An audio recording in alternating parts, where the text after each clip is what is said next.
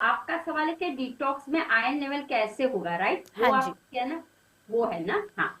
अब देखिए, main reason हमें लगता है हमेशा आयरन की कमी है तो हम सप्लीमेंट ले लेते हैं, लेकिन उसका है ना रीजंस देखिए, कारण देखिए, कौन सा कारण है और उसको रूट पकड़ लीजिए। तो सबसे पहला मैं बहुत शॉर्ट में आपको बता देती हूँ कौन कौन से कारण हो सकते हैं। सबसे पहला है, अगर बाइल, पेट, स्टमक का एसिड नहीं होगा, हमारे अल्कलाइन और एसिड दोनों है और न्यूट्रल है।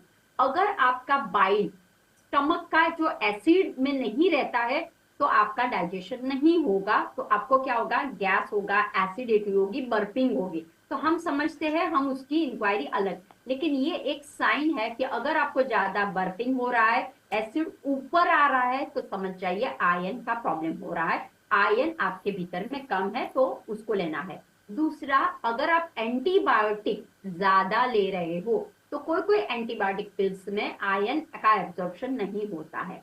तीसरा रीजन है कि मान लो कि आपने जो भी फूड खाया हुआ है उसमें अगर एब्जॉर्प्शन आयरन का नहीं हो रहा है, कैसे? मान लो आपने खाया फूड पालक, तो पालक एब्जॉर्ब तो होना चाहिए ना, कैल्शियम रिच है, तो उसके लिए विटामिन सी हेल्प करता है।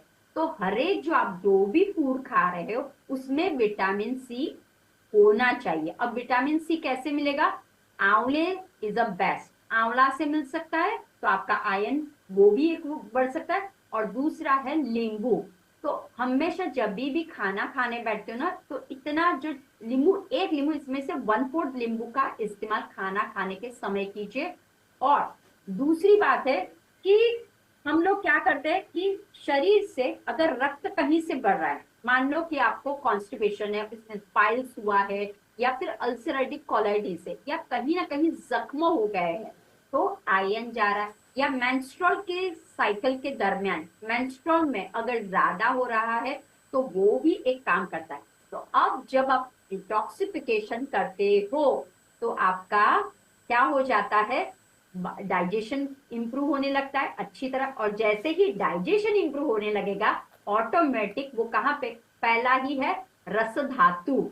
अगर हमारे शरीर में रक्त जो है जिह्वा से जाता है, वो अन्न अगर सही होगा, तो वो रक्त धातु में जाएगा, और रक्त धातु अच्छा हो जाएगा, तो पूरे शरीर में जहां जहां मांस है, जहां जहां मज्जा है, वहां पे वो अच्छी तरह से पास करेगा और ऑक्सीजन बढ़ाएगा। तो वो करना है आपको। तो इसके लिए अन्न की तरफ ध्यान दीजिए, केवल सप्लीमेंट की तरफ ध्यान मत दीजिए। ऐसा मत सोचिए कि हाँ मैं बथुआ खा लू, बथुआ है, आपका पोमोग्रेनेट दाड़म है, लेकिन क्या मुझे पच रहा है, वो ध्यान रखना है। तो इसके लिए आप योग आसन कीजिए। मैं हमेशा सबको बोलती हूँ, प्राणायाम इट्स वेरी नेसेसरी, अनुलोम विलोम प्राणायाम कीजिए, ध्यान कीजिए। और जो भी आप अन्न खा रहे हो ना, सुबह से लेकर शाम तक अन्न की मात्रा को आप 75% अल्कलाइन की रखिए, और 25% आप रखिए नॉन, यानी कि आप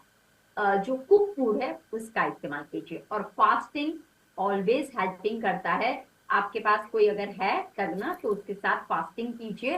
कैसे करना है, राइट? फ्रूट से कर सकते हो, या आप 2 टाइम अन्न से कर सकते हो, या फिर आप जूस से कर सकते हो। तो आपको देखना है कि कौन सा मुझे सूट कर रहा है, उस हिसाब से फास्टिंग कीजिए। जब फास्टिंग करते हो, आकाश तत्व आपके शरीर में बढ़ता है, और जैसे आकाश तत्व बढ़ता है, फिर वाटर एलिमेंट्स आपका आता है। तो फास्टिंग इज अमेजिंग, बहुत अच्छा काम करता है।